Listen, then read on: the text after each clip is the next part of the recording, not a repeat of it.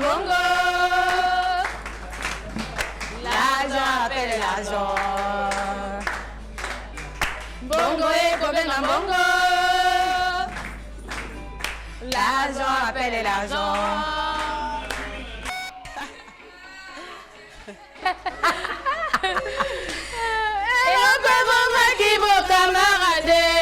Kaka songi songi ya mosindo ya ye eloko mama kibo kamarade kaka songi songi ya songi moto akotu nangai lobi olamba kinini akotu.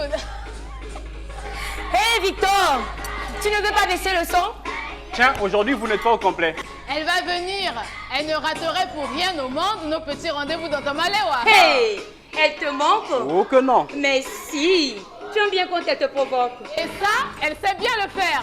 Mais en attendant, baisse quand même le son. Ah, non, mais c'est vrai. À croire que nous les nègres, on n'aime pas le silence. C'est comme si on avait peur de se retrouver sans un bruit, comme au début de la nuit des temps. On a dû garder un mauvais souvenir du silence qui enveloppait le monde dans ce temps-là. Oh, il y a quelqu'un? Au début, on a dû crier comme ça pour se rassurer. Après, on s'est mis à taper sur tout et sur n'importe quoi, même sur son voisin. C'est comme ça qu'on a dû trouver le rythme. On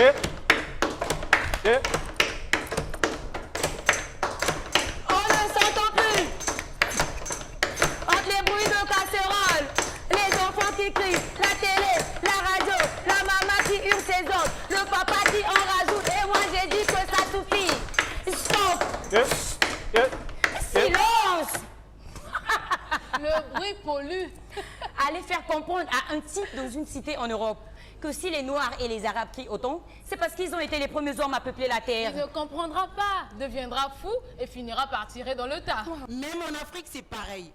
J'ai entendu dire qu'en Côte d'Ivoire, énervé par les cris d'un enfant chez ses voisins, un jeune soldat a expérimenté pour le faire taire une nouvelle méthode. Il a dégoupillé une grenade et il a lancé. Eh bien, vous savez quoi?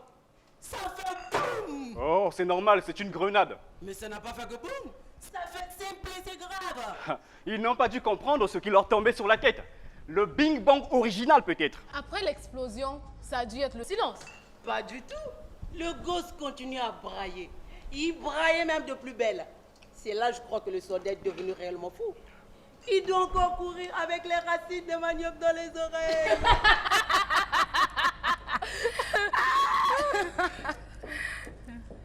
Mais qu'est-ce qui t'arrive? Victor s'inquiétait. Ah, l'administration, les bureaux, le protocole, Attendez là, on va vous recevoir. J'en peux plus. Victor, il faut hydrater notre ami. Sinon, on n'aura pas la suite. Je n'arrête pas de faire des allers-retours le long des bureaux. Je frappe à une porte qui tient à peine sur ses gants. Et encore quand il y en a, ça ne s'ouvre pas. Alors, j'attends dans le couloir comme tous les autres pour avoir le petit tampon qui te permettra d'ouvrir ton petit commerce. Ah. Ce genre de couloir, je connais. Il y a même au mur des affiches écornées que j'ai connues quand j'avais 6 ans. Enfin, on me reçoit et le tableau est impressionnant. Des calendriers jaunis, des machines à écrire et des ordinateurs démontés, des piles de papier carbone sous un caillou. Et beaucoup de gens affalés, penchés, endormis sur des tables de travail absolument vides. C'est bien connu. Les tables de nos administrations sont des aérodromes en mouche. Elles servent de lit pour la tête et les coudes des fonctionnaires. Enfin, il y en a un qui lève la tête et il te dit que le tampon adéquat qu'il te faut absolument est manquant. Il ne le trouve pas.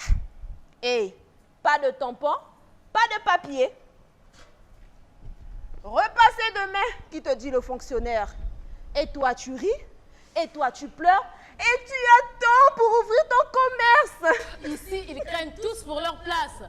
Alors la meilleure décision est encore de ne pas en prendre. Les tampons ne sont pas retrouvés, les tiroirs restent fermés et en attendant, tu attends. Dans ce foutu pays, si pour chaque minute d'attente, on te filait 100 francs, nous serions tous archi-millionnaires. Et il faut dire aussi qu'il y a de sacrés arriérés sur les salaires des fonctionnaires. Il y en a qui attendent leur argent 2 mois, 3 mois, parfois même 7. Que faut-il faire? Se mettre en colère? Patienter encore? C'est vrai. À ceux qui réclament, on demande encore d'être patient. Mais comment patienter quand le ventre vide? Encore patienter, attendre. Et en attendant, étudiants, fonctionnaires, chômeurs, petits métiers, ayez du cœur au ventre. En attendant votre portion de manioc pour vous remplir le ventre. Hey!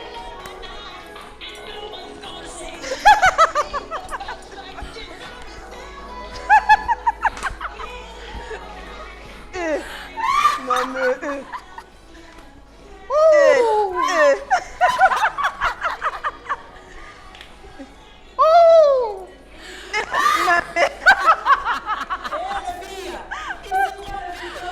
Ah, Michael, le roi de la pop disco-funk. Rien que ça.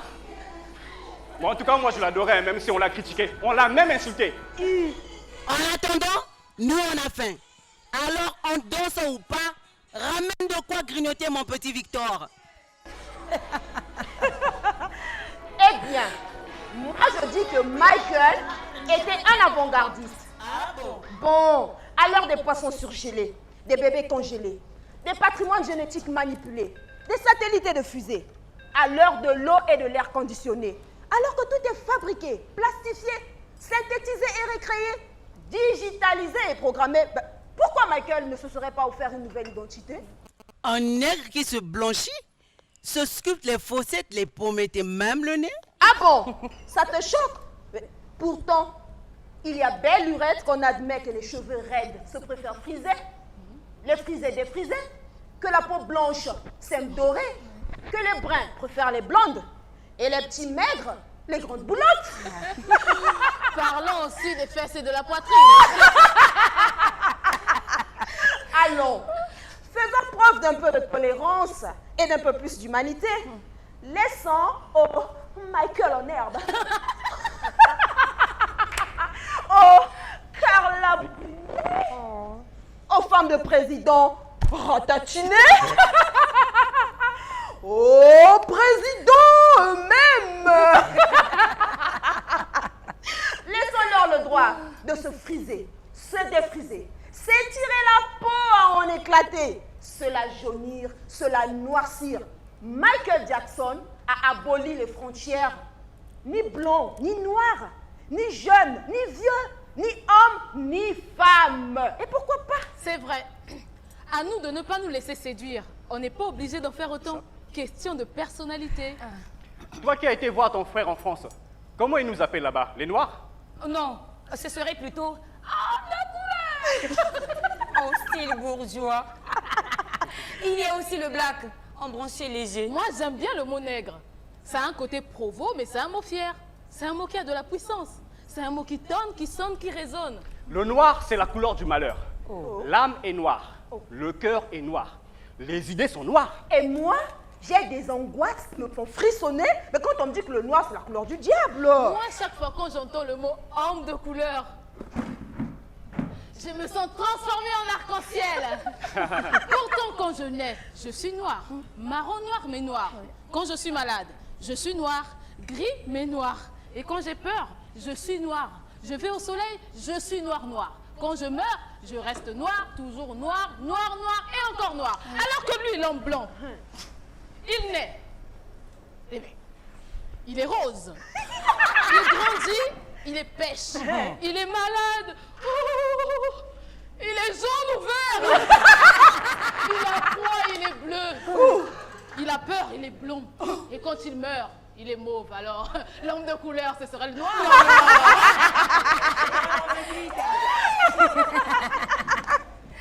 Moi, je le dis. Le noir, c'est l'addition de toutes les couleurs. À nous d'en jouer. L'autre jour, j'ai vu à la télé un documentaire montrant la libération des Juifs enfermés dans les camps de concentration nazis. Un homme qui racontait sa libération par des Noirs américains. Il disait à propos, Je n'y croyais pas. Je ne croyais plus à la vie. Je ne croyais plus à la liberté. Et pourtant, ils sont venus me libérer. Et c'était la première fois que je voyais un noir. Ils étaient plusieurs. Ils tombaient du ciel. Et nous, on croyait que c'était des anges. Quand ils ont vu notre état pitoyable, lorsqu'ils ont vu ce que les nazis avaient fait de nous, ils se sont mis à pleurer. Et nous, qui n'avions plus de larmes dans notre corps, nous les regardions.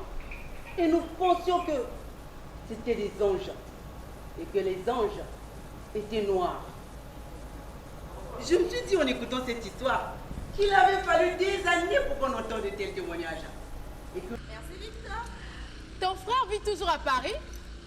Oui, enfin. Pas vraiment à Paris. En banlieue. Et alors, comment ça se passe? Il se lève chaque jour à 5 heures du matin. 1 heure de train métro à faire. Puis la journée, dure, fatigante, éreintante. Et 1 heure de train métro, comme pour tous les ouvriers. Les Français, les Portos, les Italiens, les Maghrébins et les nouveaux, ceux des pays de l'Est. Être immigré à Paris, c'est comme ici ou ailleurs. Dans les transports, c'est collé, serré les uns contre les autres. Ça ressemble étrangement à nos chansons et mal à l'aise archi-bondés.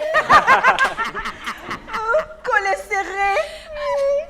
Aimez-vous les uns les autres. Là, c'est le moment ou jamais. Oui, mais ce n'est pas aussi drôle dans les transports parisiens. Son médecin lui a dit qu'il doit s'arrêter, se reposer, souffler. 1 mois, 2 mois. Oui, mais voilà.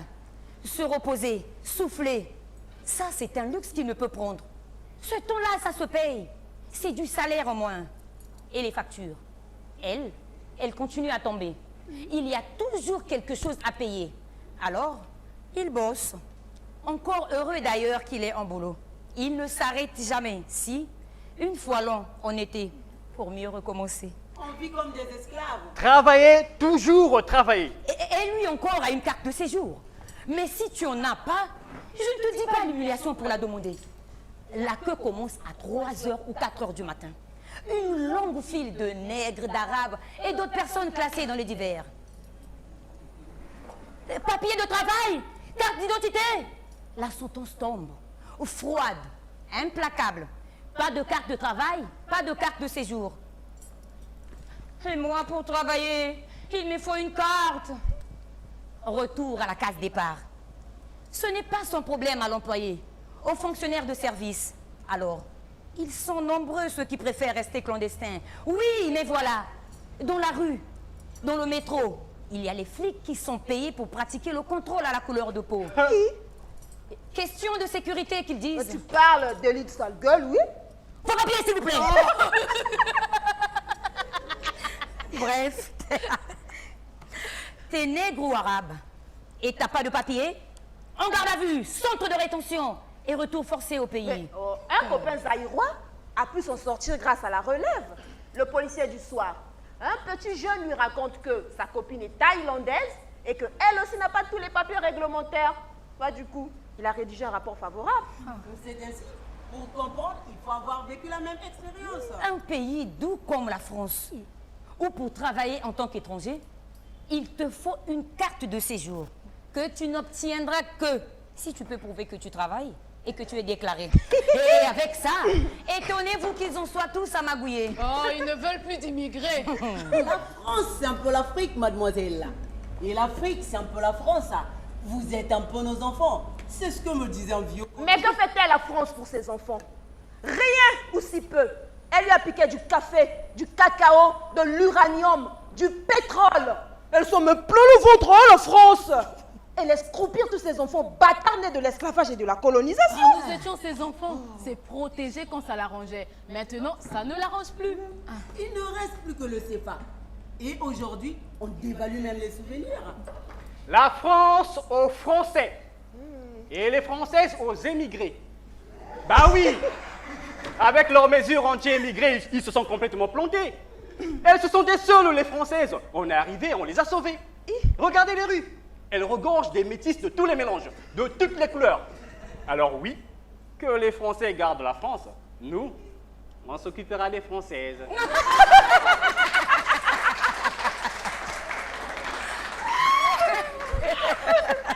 Il y a bien une chose qui n'a pas de frontières, tout comme le racisme. C'est bien le machisme. Vous êtes tous des coqs déplumés qui s'imaginent que nous, les femmes, sommes des poules à votre service. L'autre jour, je recevais les collègues de mon mari à la maison. Ils étaient là soi-disant pour travailler. Et surtout pour manger. Hein. Me voilà donc, moi, femme à la maison, devant assurer le manger, les enfants et le travail. C'était génial. On en redemanderait tous les jours. Hein. Et croyez-vous que l'un d'entre eux a pensé un seul instant à m'aider? Et toi, l'homme parfait, peux-tu aller laver ton assiette? Excuse-moi, mais je ne suis pas un homme d'eau. Ils ont de la chance de ne pas les recevoir en pleine figure, les assiettes. Ils ont de la chance, oui. Car sur un coup de folie, il arrive qu'une femme les coupe à un homme. Eh oui, elle lui coupe les couilles. On te choque? Elle s'est fait pour ça. Il te disait, la France, c'est un peu l'Afrique, mademoiselle. Et l'Afrique, c'est un peu la France. Vous êtes un peu nos enfants. Mais la mère France regarde ses enfants, nous les sous-développés, avec peur. Elle a peur que ces bâtards se relèvent. Mais c'est qu'il a compris, l'enfant. Il a compris que tout se monnaie, à commencer par la liberté. C'est comme les Américains. Eux, ils sont en train de découvrir nos histoires, nos légendes, nos mythes. Et ils n'hésitent pas à s'en emparer pour les avaler, les remâcher, les digérer et nous les refourguer transformés. Finalement, le monde se préoccupe encore de l'Afrique. Oh, cela nous rassure, nous saurons tous manger. Le tout est de savoir à quelle sauce. Béchamel ou ketchup? Le poulet, il y a ça, ou le saka-saka ne disparaisse pas. L'heure a sonné pour nous autres, les Africains. Nous entrons dans l'ère McDo. Si vous n'êtes pas un fan, il y en a sûrement autour de vous. Ce que l'on devient vite accro aux célèbres sauces sandwich, ketchup. Hein? Rien de très sain là-dedans, mais les Américains en raffolent. Ça se mange vite, c'est pas cher, c'est plein de protéines qui font grossir. Et il n'y a pas de vaisselle. La pub le dit. Ça se passe comme ça chez McDo. Et ce qu'elle ne dit pas, la pub, c'est que les McDo, les Burger King et autres néfastes foods contribuent à la destruction de la forêt. Ah bon? Mais attends, les fast-foods se sont tellement développés que la demande de steak haché est devenue toujours plus grande. Du coup, on a dû créer de plus en plus de pâturage pour l'élevage des vaches. Et alors? Alors, on a rasé de plus en plus de forêts, comme au Brésil par exemple. C'est ainsi qu'en mangeant un hamburger, rien qu'un, tu contribues à la destruction de la forêt. Ça t'embouche un coin, non? Oh, faut pas exagérer. Mais ce n'est pas tout. Tu sais ce qu'est l'effet de serre? Bah, j'en ai entendu parler. C'est un truc dans l'atmosphère qui chauffe, non? Oui, c'est ça, tu y es presque.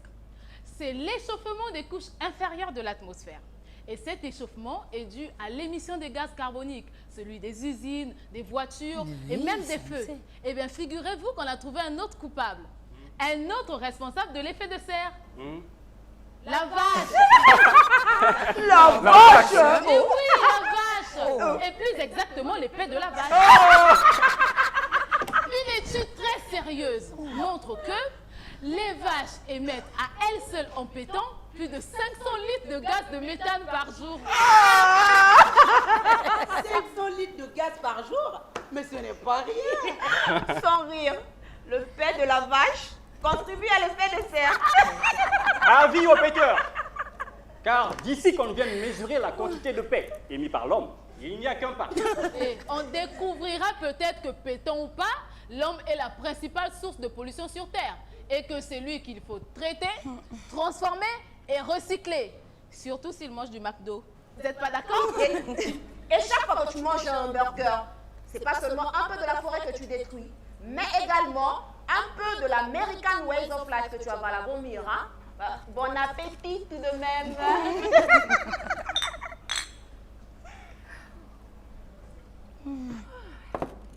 Tu ne les aimes pas? Qui? Les Américains. Non, c'est pas ça. C'est juste qu'ils ont des façons de faire qui ne manquent pas d'air. Tempête du désert, rendre l'espoir en Somalie, charité en gilet pare-balles, de belles interventions bien médiatisées. Vous n'êtes pas des enfants. Vous ne croyez tout de même plus au Père Noël. C'est la lutte du bien contre le mal, le bon contre le méchant, etc. Tu parles. Si les ricains viennent nous sauver envers et contre nous, c'est qu'ils ont des intérêts dans l'affaire. À la télé, tu assistes à une distribution de bouffe et de missiles. Qui en veut? Et un sac de riz par là, plouf. Et un missile, pan, dans le mille. Une frappe chirurgicale qu'ils disent. Regardez comme ils sont bons, regardez comme ils sont braves, comme ils sont charitables. Et entre deux images de camps de réfugiés, d'explosions bien pensées, de corps étalés, une pub pour McDo ou Coca-Cola. Ça se passe comme ça chez McDo. Moi, je vous le dis, la pauvreté des uns fait la richesse des autres. Hé, Victor! Au rayon des pubs, j'en ai vu une qui nous vient encore des États-Unis. En soutien-gorge gonflable. Pourquoi faire? Celles qui trouvent que, décidément, leurs mamelles sont trop petites, peuvent désormais se les gonfler et tirer les poignets avec des super calibres. Des obus à renverser des autres. Et là-bas, ça marche? Yes, le téton américain est devenu détonnant. Même si le monde. Et si on s'acceptait bien connaître, tout simplement. Oui, mais il y a des femmes qui sont terriblement complexées par leur physique. Elles se sentent trop noires, trop blanches. Alors ce sont les UV, les produits de dépigmentation pour la peau. C'est bon pour le cancer. Et d'autres encore? Et d'autres encore? Moi, je suis trop grosse. Et quand elles en ont les moyens, elles se font liposucer. Liposucé. Oui, on t'estirpe des cuisses, des fesses et du ventre avec une énorme seringue, juste quelques litres de graisse. Et tout ça sans se priver, sans régime amincissant. Mais attention, tu ne pourras plus grossir du côté des zones liposucées. Donc, si je comprends bien, si elle se remet soudain à trop manger l'ex-grosse, elle gonfle partout, sauf là où elle a subi l'opération. Bonjour les dégâts. Je vois le résultat. Le bas de Naomi Campbell, le haut de Schwarzenegger.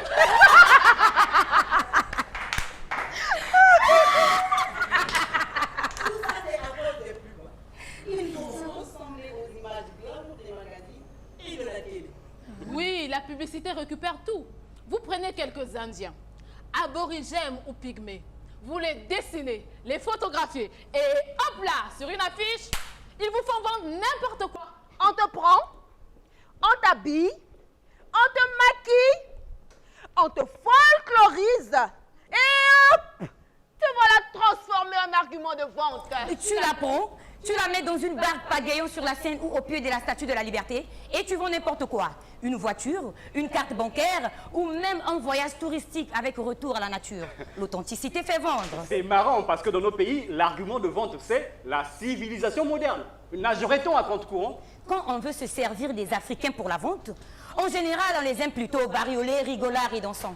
C'est comme ça qu'ils nous voient, qu'ils nous aiment à l'écran. Bon peuple, bien docile et rigolard. Oui, mais jusqu'à quand? Oui, jusqu'à quand? Pendant qu'on profile nos images à l'écran, les massacres continuent. Épidémies, violences, destruction de nos forêts, exploitation de nos ressources. Nos enfants souffrent. Nos enfants meurent dans l'indifférence. Alors oui, jusqu'à quand? Quand nous entendrons dire. Ils nous entendent. Ils parlent de nous. Nous sommes leurs paides. Pays en développement. Ils nous appellent aussi pays sous-développés. Ça, c'est un constat plutôt navrant. Et puis, il y a le tiers-monde. Le tiers-monde. Ah oui. C'est comme pour nègre. Ce mot a viré comme du mauvais lait. Quand on prononce le mot tiers-monde, les gens entendent pauvreté, famine, misère, corruption. En fait, le tiers-monde n'existe que par rapport au premier monde, les grandes nations de l'Ouest, et le deuxième monde, celle de l'Est. Le tiers-monde est devenu celui des exclus.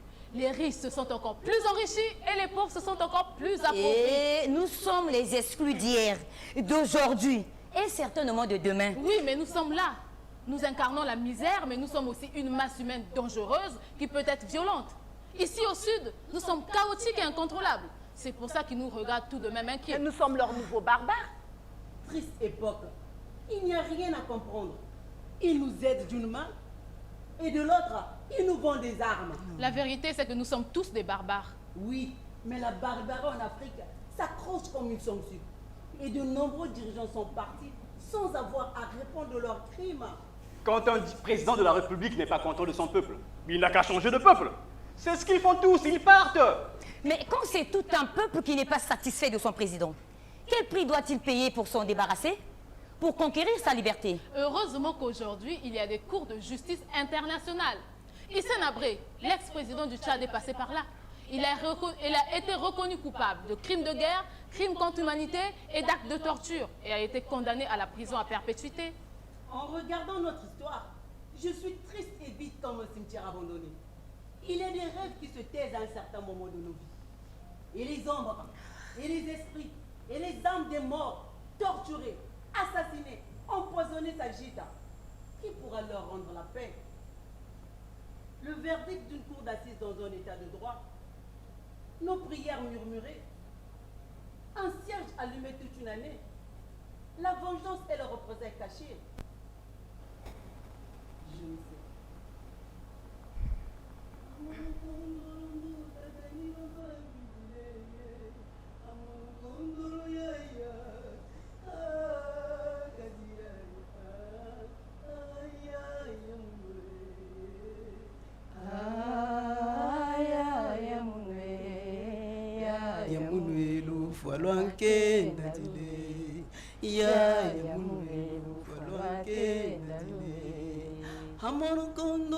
On parle du prix des larmes, du prix du sang, de celui de la liberté.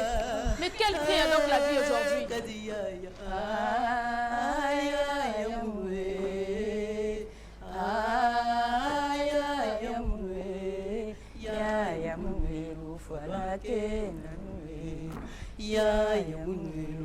Allez les filles, vous connaissez la blague du ministre blanc et du ministre noir? Non.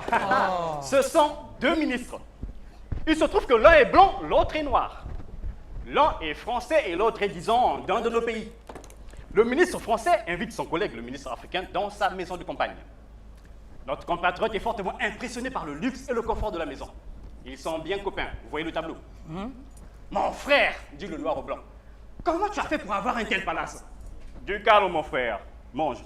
Notre compatriote impatient. Allez, dis-moi comment tu as fait pour avoir tout ça? Le blanc tend son bras vers un énorme bâtiment. Tu vois l'hôpital qui est là-bas? Eh bien, c'est moi qui l'ai fait. Ouh! C'est vraiment toi! Notre compatriote a du mal à le croire. Alors le blanc lui explique patiemment les combines et magouilles, sans bien sûr qu'une seule fois les mots pot de vin, fausse facture ne soient prononcés. Le temps passe. Une autre manifestation les réunit, cette fois-ci dans le pays du ministre noir. Ce dernier invite son collègue, le ministre français, dans sa splendide maison de campagne, tout juste au-dessus de son village. La maison est encore plus luxueuse. Le blanc étonné s'exclame. Dis donc, mon frère, explique-moi un peu ton affaire. Du calme, mon frère, du calme, ne sois pas pressé. Allez, dis-moi comment tu as fait pour avoir tout ça. Mais c'est toi qui m'en as donné l'idée. Oh. Tu vois l'hôpital qui est là-bas? Eh bien, c'est moi qui l'ai fait. Le blanc regarde, il ne voit rien. Dis-moi un peu, il est où ton hôpital? Alors le noir lui montre ses poches. Dans mes poches. Et il s'éclate de rire. Moi, ça me fait pas trop rire. Plus encore aujourd'hui qu'hier. Je me dis que moralité et dignité devaient être les nouveaux droits de l'homme africain. Attends, c'est juste une histoire. En es-tu sûr? Et toi, tu n'as jamais rien volé? Cherche bien, tu trouveras. Comment? Toi, tu ne voles pas? Mais tu sors d'où? Il faut prendre l'argent là où il est. C'est comme ça que ça marche. Puisque vous le dites. C'est de l'humour. À tous les niveaux de la société, dans tous les milieux, on se sert, on prend de l'argent. C'est devenu une habitude. Mais c'est même pratiquement normal.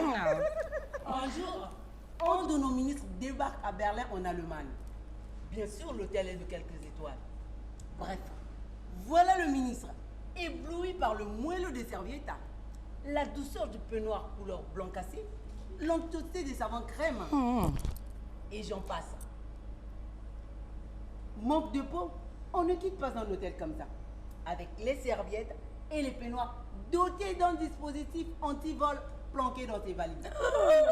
Il veut passer la porte de sortie, l'alarme se déclenche. Hey. Et voilà, le ministre hors de la sécurité, obligé d'ouvrir ses bagages sur le trottoir Aïe.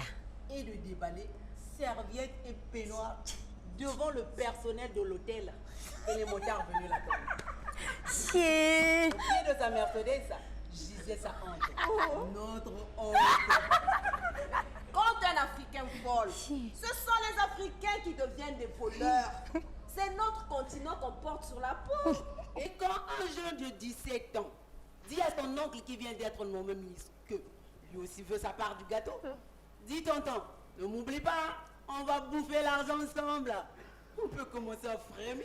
Ne sont pas tous comme ça.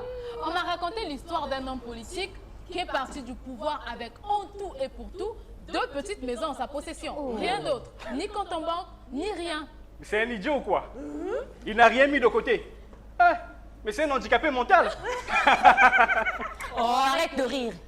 L'idiot, c'est toi. Mais que respectes-tu en Afrique? On ne respecte pas l'honnêteté. On ne respecte pas le droit. On ne respecte pas la justice. On ne respecte pas la vérité. Il n'y a que mensonge, vol, injustice et corruption. Nous devons changer, révolutionner les moindres points dans notre Mais terre. pourtant, on y a cru au monde qui bouge, à la démocratie. Nous étions prêts depuis un bon moment déjà. On y a cru. Et on y croit encore. Nos rêves ne peuvent rester éternellement brisés. Démocratie, jolie, jolie, jolie. Tu plais à nos pères, tu plais à nos mères. Démocratie, Victor, jolie, amène jolie, des bières. jolie. Un jour ou l'autre, il faudra bien que tu réussisses. Montrez-nous un seul pays sur Terre où le système dit démocratique a réussi. En Europe, la manipulation et la corruption se sont parfaitement intégrés au système. Va falloir innover, inventer. Les Chinois disent le plus long chemin au monde ne commencera jamais que par le premier pas. Mais qui a dit que l'Afrique est mal partie? Elle n'a jamais décollé. Regardez l'état de nos pays. C'est l'incompétence généralisée. Pour qu'un pays avance, il lui faut des conditions favorables. Et pour commencer, la liberté. Ça a l'air plutôt simple, non? Démocratie, Jolie, jolie, jolie. Tu Tu plais plais à nos pères, tu plais à nos mères. Démocratie, jolie, jolie, jolie. Un jour ou l'autre, il faudra bien que tu réussisses. La démocratie, c'est toute une culture. Il faut cultiver la solidarité, le respect, l'amour. L'amour. Oui, l'amour. L'amour de ton pays. Le besoin de travailler pour lui, le désir de faire quelque chose pour participer au développement de tout ton pays. Et ça, quelle que soit ton ethnie, ta région d'origine. L'Afrique tout entière est un brassage de population. N'oublions pas que d'un pays à l'autre ou d'une région à l'autre, nous avons des parents. Depuis longtemps, le métissage ethnique existe. Lorsqu'on se bat contre des gens d'une ethnie soi-disant différente, c'est notre père ou notre frère qu'on abat, nos sœurs qu'on viole, nos fils qu'on tue. Je croyais qu'il existait un pays qui allait nous prouver qu'on pouvait s'en sortir. Ben, au lieu de ça, on voit même en Europe des habitants se battre, se désunir, se déchirer. Nous sommes tous des imbéciles. Et pendant que la honte s'abat sur nous, il y a donc quelques bureaux bien confortables, des diables noirs et des diables blancs qui se frottent les mains, qui comptent et recomptent leur argent sans mettre en plein les poches. Et dernièrement, je me suis mise à compter toutes les religions, y compris les sectes. Et je me suis aperçue que j'en avais oublié une. Et non des moindres. Alors, C'est peut-être même la plus puissante en ce moment. c'est laquelle? Elle réunit ceux qui vénèrent avec une force incroyable. Démoniaque. Des petits bouts de papier. Je vois des petits bouts de papier en forme de billets. Eh oui, l'argent. La religion des religions. La plus puissante. On se prosterne devant ces petits bouts de papier, pas toujours très propres, qui, mis bout à bout, font un joli paquet. Un sacré magot, comme on dit. Et peu importe d'où ils sortent, ni comment ils arrivent, l'argent n'a soi-disant pas d'odeur. Est-ce que je vous l'apprends? Oh non. J'ai vu du jour au lendemain des gens tourner le dos à leurs amis Je les ai vus virer, giroter, tourner leur veste, leur slip et leur pantalon. Et se mettre à courir dans le sang du champ qui avait pour honneur celle de l'argent. Ah, plus fort que l'argent, ma sœur, il n'y a pas. Certains ont déjà trop mangé. Et ils veulent encore et encore bouffer. Ils ne voient pas qu'après des années et des années de corruption, le temps est enfin arrivé où l'on n'en veut plus. L'ère du partage a débuté. Tu crois vraiment ce que tu dis? Si ça se fait, ça prendrait des dizaines d'années. Faut pas rêver, hein? Ah, vous avez raison. Même si je finis centenaire, je ne verrai pas le bout de la moitié du quart de ce partage.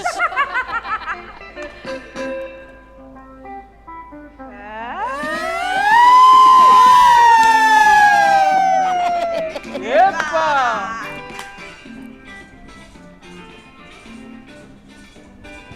L'argent appelle l'argent. Yep. Bongo et Corinne Bongo. L'argent appelle l'argent. Bongo et Corinne Bongo. On ne prête aux riches, jamais vu un riche prêter de l'argent à un pauvre. L'argent appelle l'argent. Hé, hé, hé, hé. Bongo et Corinne Bongo. L'argent appelle l'argent. Bongo et Corinne Bongo. Je vais à la banque où je suis client, demander crédit, car je veux devenir riche. Mais on me complique, parce que je n'ai pas d'argent. Aussi j'étais riche, il n'y aurait pas de problème. L'argent appelle l'argent. Hé hé! Bongo et Corinne Bongo. L'argent appelle l'argent. Bongo et Corinne Bongo. Yepa!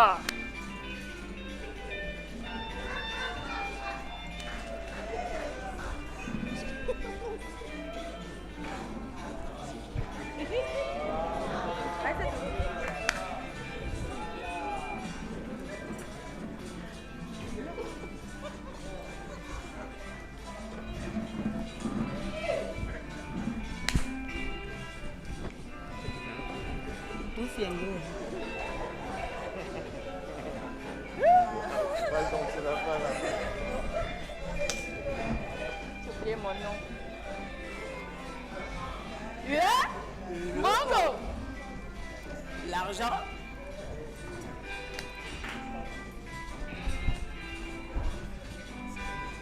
L'argent appelle L'argent. l'argent. Bongo et Corinne Bongo. L'argent appelle l'argent. Bongo et Corinne Bongo. L'argent appelle l'argent.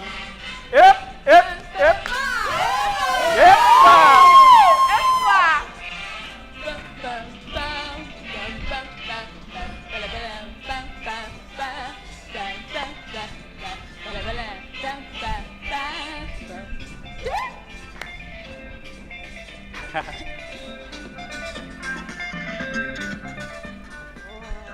Moi, c'est l'argent des sectes qui me fait peur. Moon, par exemple. C'est quoi Moon? Un gourou qui dit construire le royaume des cieux sur terre contre les régimes politiques révolutionnaires. Du coup, certains dirigeants d'extrême droite misent à fond sur Moon. Le résultat Moon, c'est quelques 500 millions de dollars de bénéfices par an, ce qui fait du prophète coréen un milliardaire. Et cela grâce aux combinés magouilles d'hommes d'affaires qui travaillent pour lui. Mais les êtres humains, il faut qu'ils croient quelque chose. Une religion, une superstition. Parle. C'est parce que nous avons peur du vide et du silence qu'on veut croire. Nous avons peur des questions qui restent sans réponse. Alors on se doit de se mettre à espérer en quelque chose. Oui. Mais à quoi? À qui? C'est vrai. Faire le signe de croix ou le salut au soleil est-il plus sensé que de croire que casser un miroir donne 7 heures de malheur? Et pourquoi des ongles ou des cheveux jetés n'importe où sont-ils censés porter malheur si un esprit mauvais s'en empare? Le véritable pouvoir est dans nos têtes. Finalement, la magie est partout et nulle part. Même si on peut presque toujours trouver des explications valables, scientifiques. Et toi? Que crois-tu? Proverbe indien. Méfie-toi des pensées que tu te mets dans ta tête, car avec elles, tu passeras toute ta vie. Waouh!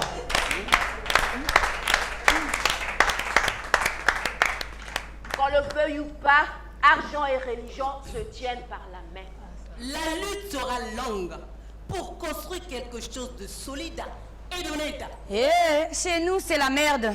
Et après ça, ne vous étonnez pas que certains espèrent encore le retour du temps béni des colons. Mais ça me choque. Oh, ça te choque? Mais soyons lucides. Le blanc est synonyme d'ordre, d'organisation et de salaire régulier. Et parfois même de prise en charge maladie. Ah, Il est surtout synonyme d'exploitation. Oui. Oh, j'ai connu des blancs d'une grande générosité. Et je vois des noirs si égoïstes qu'ils n'hésiteraient pas à sacrifier tout un peuple à cause de leur bien-être propre. Enfin, toujours est-il que noir ou blanc, ancien ou nouveau exploiteur, ils se donnent la main par-dessus nos têtes. Et nous devons agir. L'heure n'est plus à l'anarchie. Le temps nous est compté.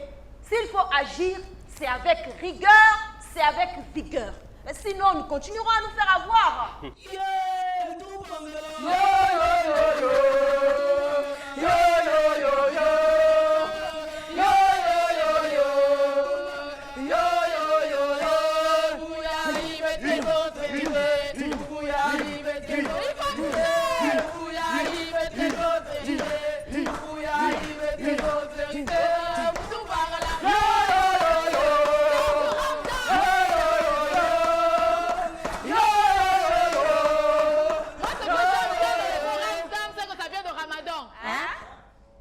Mais à cause du bruit le soir, quand le jeûne est levé, et que tout le monde musulman se remet à manger et à vivre.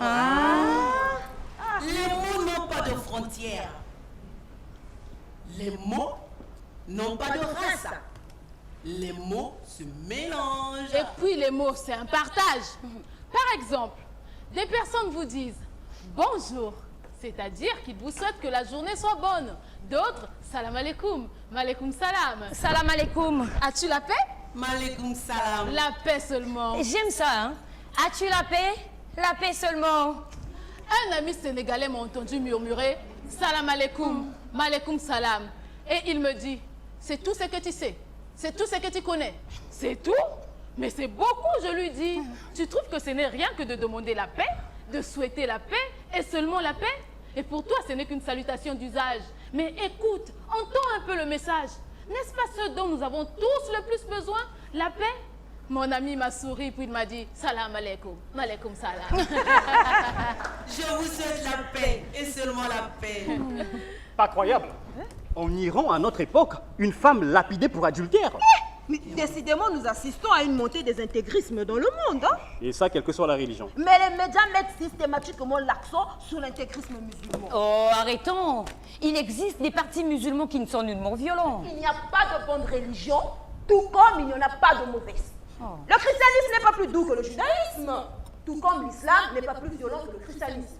Seulement, les religions sont aux mains des hommes et elles deviennent ce qu'ils en font. Mais vous avez vu? C'est encore une femme comme utile.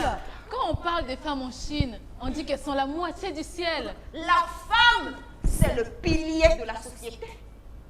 L'immigration massive des hommes a fait de nous des chefs de famille. Devons gérer des terres, des enfants, devons s'occuper des adolescents, des vieillards, des infirmes, des malades. Plus que l'avenir de l'homme, comme le dit le poète, en Afrique, l'avenir du développement et de l'environnement, c'est la femme.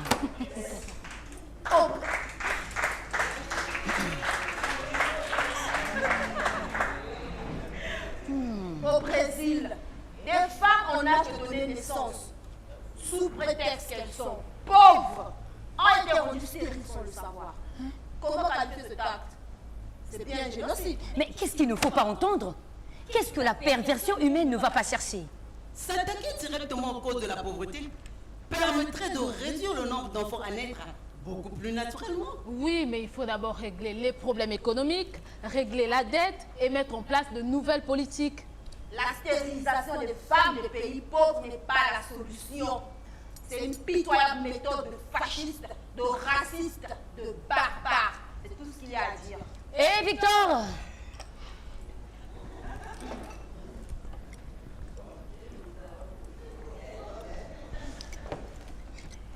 Qu'en est-il de l'excision? Étrange pratique, mais c'est une tradition. Oh, tu parles, Charles. L'excision est surtout la preuve de la misogynie des sociétés, qu'elles soient catholiques, animites ou musulmanes. La femme est marquée comme du bétail. On lui coupe une partie du sexe. On supprime chez elle sa sensualité, sa sexualité et donc ses désirs. Elle est ramenée à l'état de vagin et de femelle reproductrice. Pourquoi réfréner la sensualité de la femme? Parce que les sociétés machistes ont compris que la femme était le moteur culturel d'une société. L'excision n'est qu'un crime légalisé. On pourrait parler d'autre chose. Ah, c'est dégoûtant de parler du sexe de la femme, hein? De son oreille ou de son pied? Oui. De son sexe et de son clitoris? Non. On préfère le silence, on préfère se taire et ignorer le fait qu'on saccage la vie de millions de filles et de femmes. Nous sommes toutes concernées. Et chaque femme mutilée, exploitée ou soumise mutile toutes les autres, même à 10 000 km l'une de l'autre. La race humaine est diaboliquement créative dans les actes de barbarie. Celui qui me révolte le plus, c'est le viol. Est-ce parce que je suis une femme? Non, je ne crois pas. On viole bien des hommes, des enfants, des animaux, des peuples et des pays entiers. En fait, tout crime est un viol. J'ai la nausée à l'écoute des nouvelles venant de certains de nos pays, où sous couvert des guerres tribales, les viols et autres pratiques barbares reprennent leurs droits. J'ai honte pour mes frères humains emportés par de telles pulsions. Et surtout, j'ai mal. Mal pour toutes ces femmes, ces hommes et ces enfants outragés, humiliés, déchirés au plus profond de leur intimité. J'ai vu une femme victime de ce genre d'atrocité et relâchée par ses bourreaux, nue dans la rue. Elle était là devant moi. Elle avait une telle dignité dans sa douleur. Elle résumait pour moi toute la souffrance de l'humanité. Nous nous déplaçons à travers l'espace. Nous communiquons instantanément avec l'autre bout de la Terre. Nous voyageons de plus en plus loin dans le corps humain. Mais dans nos têtes, c'est toujours le Moyen-Âge. Nous bâtissons et nous détruisons avec la même folie. Mais de quoi veux-tu parler? Je parle de la gangrène du monde civilisé. Je parle d'hommes et de femmes poussés par la peur, la haine, le refus de l'autre, et qui, en Angleterre, en France, en Allemagne, en Espagne, en Italie, aux États-Unis, chez nous réveillent la barbarie, la cruauté. Qu'est-ce qui pousse ces gens-là à la propagande raciste, au refus de l'autre, de l'étranger, au point de tabasser, de tuer, de brûler sans honte des vieillards, des enfants? La peur du lendemain, la crise socio-économique, l'amoindrissement de leurs privilèges. Le monde disjoncte. La face moche de notre humanité éclate au grand jour. Vous avez ce soir la bière bien triste. Bravo! Oh, super génial! 100% des hommes se masturbent!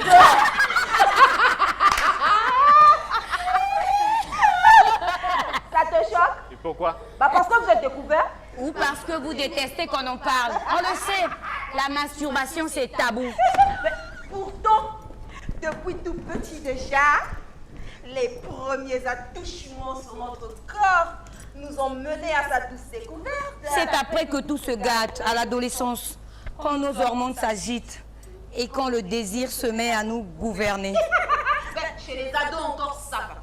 Mais chez les adultes, la masturbation est tournée en ridicule. Même si ça soulage, il y en a qui jamais au grand jamais n'avoueront qu'ils pratiquent la masturbation. Ce serait la honte. Aïe, aïe, aïe, aïe, aïe. Il y en a, je le sens, qui rougissent. Ça les indispose qu'on fasse le tour de la question. Ou sont-ils le délice du frisson à chaque fois qu'on prononce le mot Masturbation. Oh, ça va. Et vous les femmes, vous ne vous masturbez jamais, c'est ça, hein? Votre truc là, c'est banal. C'est de la masturbation cervicale. Rien de plus. Bonder, baiser, se masturber, c'est banal. Pourquoi tant s'agiter sur le sujet? Non mais...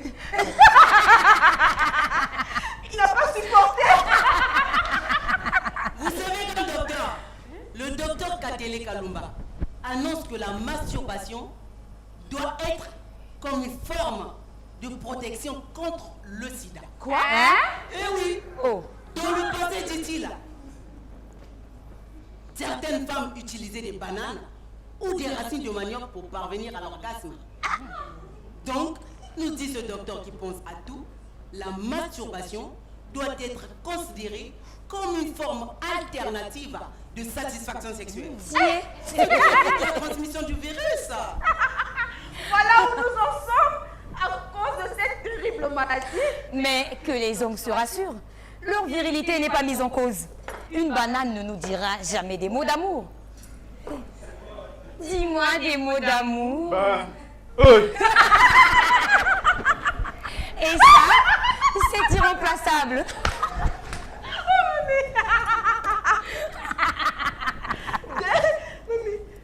C'est bon, le harcèlement sexuel n'est plus l'apanage des femmes. Car il y a maintenant aussi des hommes qui le subissent. Et cela, pas seulement pour leurs beaux yeux, hein, car il peut être gros, gras, Oui. laid, con, jeune, vieux, ou même très vieux. Mais chez nous en Afrique, c'est la femme qui harcèle. C'est introduit jusque dans les chambres d'hôtel. Frappe aux portes. Ouvrez, Pourquoi? prête-moi 1000 francs, chérie. Je peux entrer un petit moment? Tu m'offres une bière?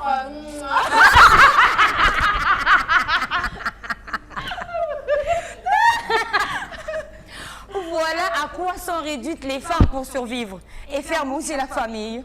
Malheur et misère. Pitié pour les pleurs de la femme dégradée. Le sida, tu en as parlé, c'est bien la peste. Hein? Il provoque des comportements imbéciles. Oh. Au Japon, par exemple, le sida, c'est les autres. Les prostituées de la ville de Tokyo pratiquent l'apartheid.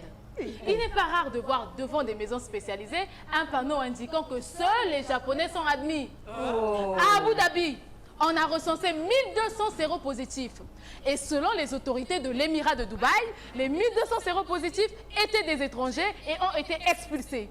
En Birmanie, selon une ONG thaïlandaise, 25 prostituées séropositives ont été exécutées au cyanure par les autorités birmanes. La maladie n'a pas de préjugés ni racisme et pas de frontières. Elle peut atteindre tout le monde, n'importe qui, vous ou moi. Un ami, un parent, un voisin, et vous ne le saurez pas. Du moins, pas tout de suite. Dans la majorité des esprits, c'est la politique de l'autruche qui domine. Moi, je ne veux rien voir ni savoir, rien changer à mon comportement sexuel. Le caoutchouc, on ne supporte pas. Mais que faire pour faire prendre conscience? Seule l'information par tous les moyens peut faire reculer cette maladie. Eh oui, nous sommes tous en sursis. Des morts, il y en a.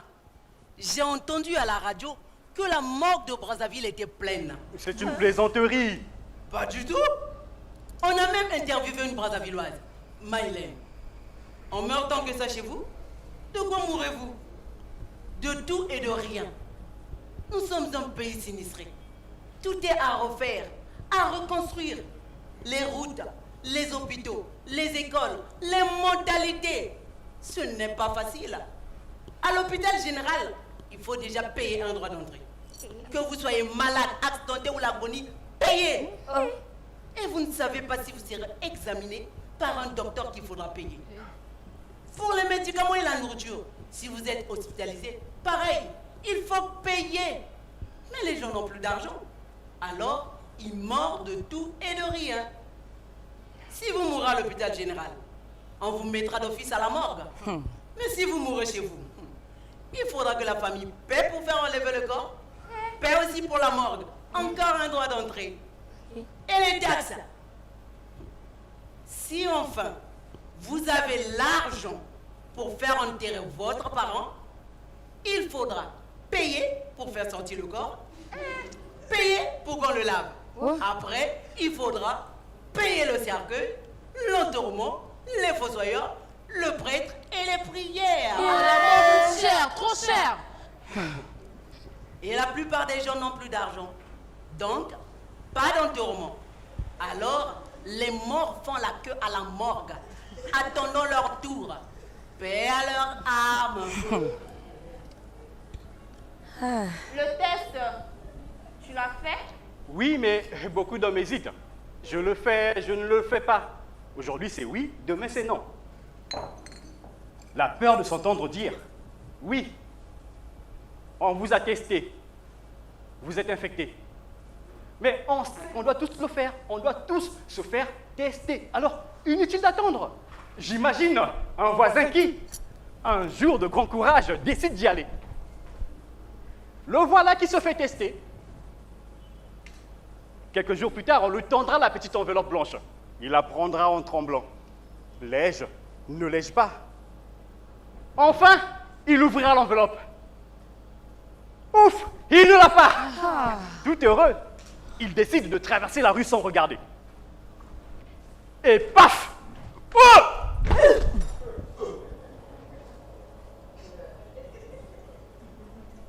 Il se fait renverser par une automobile.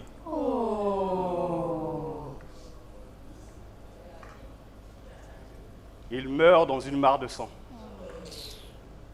Mais au moins, c'est du sang non contaminé.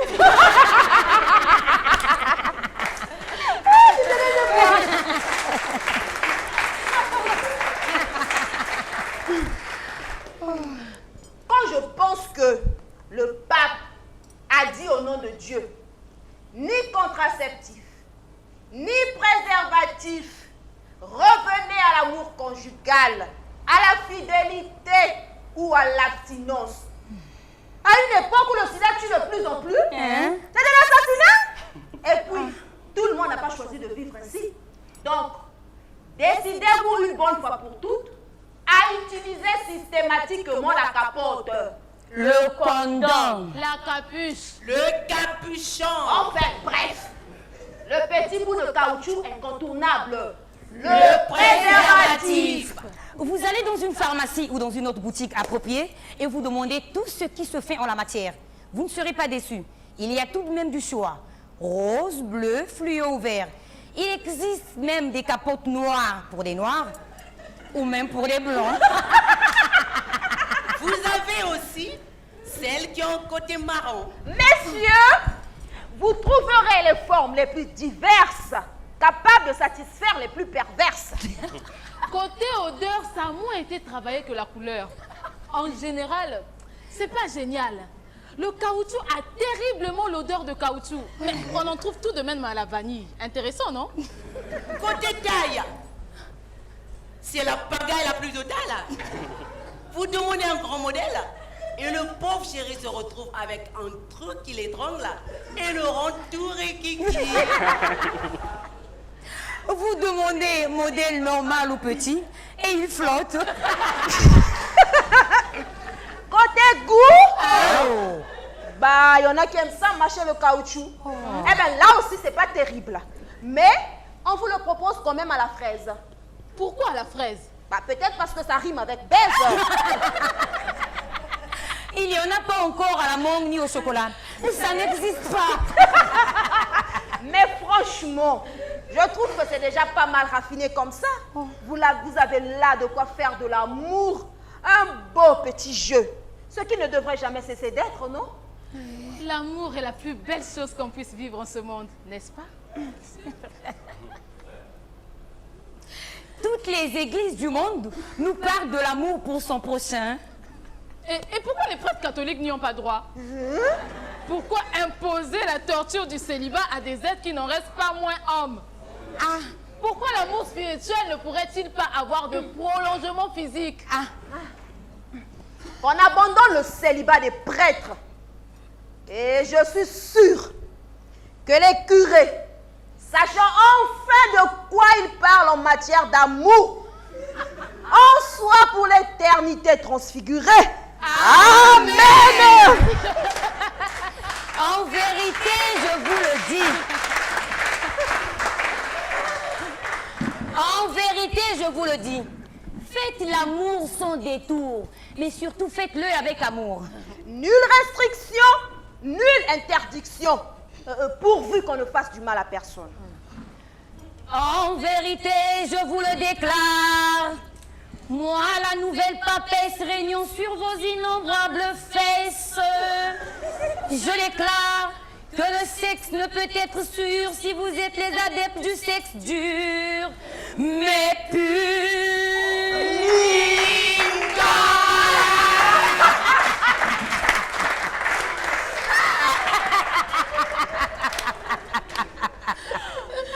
Bon, vous me réglez et j'éteins tout. Tu te prends pour un fonctionnaire. C'est pour vous feu. c'est le sujet qui lui donne des frissons. Peut-être même que ça l'excite. Oh, ça va. Et toi, qu'as-tu contre les fonctionnaires? C'est ton histoire de tampon qui te remonte? Ah, j'oubliais. Ton frère, il est dans l'administration? Oui. Il se lève tous les matins à 5 heures, lui. Et même s'il n'est pas payé, il s'occupe de l'eau, du charbon de bois pour la maison. Tiens. Un homme qui accepte le travail domestique? Parfaitement. Ensuite, il a 2 heures de bus pour rejoindre son poste de travail. Avec un peu de chance, il aura pu atterrir dans la benne d'un camion. Il lui arrive de faire même le chemin à pied. Enfin, il arrive à son boulot où depuis très longtemps, plus personne ne travaille ou aussi mal. Et là, il va pouvoir enfin se poser, réfléchir, se demander comment faire pour trouver un peu de maïs ou de manioc pour le repas de soir. Son problème, c'est se procurer quelques céphas. Ne t'énerve pas, Victor, on sait. Pas si paresseux que ça, le fonctionnaire africain. N'est-ce pas? Ah, mais il n'a qu'à démissionner de son poste s'il n'est pas payé. Mais non, il y a les apparences. L'administration, c'est la sécurité. Être fonctionnaire, c'est avoir une cravate, une chemise blanche, un complet veston, un porte-document. Et on est assis derrière un bureau. On se sent important, très important. Parfois même jusqu'à la bêtise. Et tu as raison, il se croit un peu, mon frère. Voilà qui est mieux. Vaut mieux s'embrasser que de se tabasser. Salam alaikum, malaikum salam. Je vais devoir partir. Aujourd'hui, le temps n'attend pas. Il file et devient argent. L'argent. Vous vous souvenez peut-être du refrain? L'argent. Tout s'achète, tout se vend. L'argent. Notre vraie pandémie planétaire. À cause de ces petits bouts de papier, nous continuons à détruire la planète. Mais comment sauver notre âme? Comment sauver notre terre? Il y a toujours une réponse à une question. Vous vous souvenez de l'énigme que le sphinx, le gardien des âmes, posait à tous les passants? Quel est l'animal qui marche à 4 pattes le matin, sur 2 pattes à midi et sur 3 le soir? Tous ceux qui ne pouvaient répondre étaient dévorés. Personne ne trouvait. Et un jour, un vieil homme aveugle survint et répondit, c'est l'homme. Il marche à 4 pattes quand il est petit, sur 2 pattes lorsqu'il est adulte et sur 3 avec le bâton sur lequel il s'appuie à la fin de sa vie. Le sphinx lui demanda comment il avait percé l'énigme. Ah, je n'ai rien deviné du tout. Quelle que soit la question, j'avais décidé de répondre l'homme. Parce que l'homme est la réponse à toutes les questions. N'est-ce pas là la plus belle déclaration de foi envers l'être humain?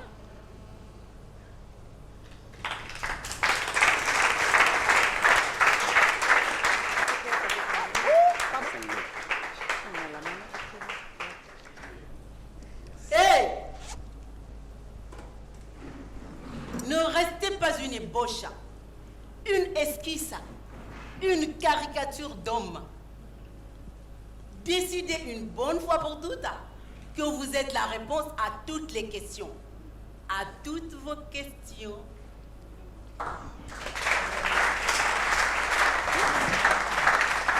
Salam alaikum. Alaikum salam. Ah, vous avez dépassé le peu, non? On peut danser, c'est la fin. Bongo et combien dans bongo. L'argent appelle l'argent. Bongo et Un pauvre. l'argent appelle l'argent. Bongo et combien dans bongo. L'argent appelle l'argent. Bongo et combien dans bongo. Yepa. Je vais à la banque, où je suis client. Le monde est crédit. Car je veux le mais on me complique. Merci beaucoup. il n'y aurait pas de problème. L'argent appelle l'argent.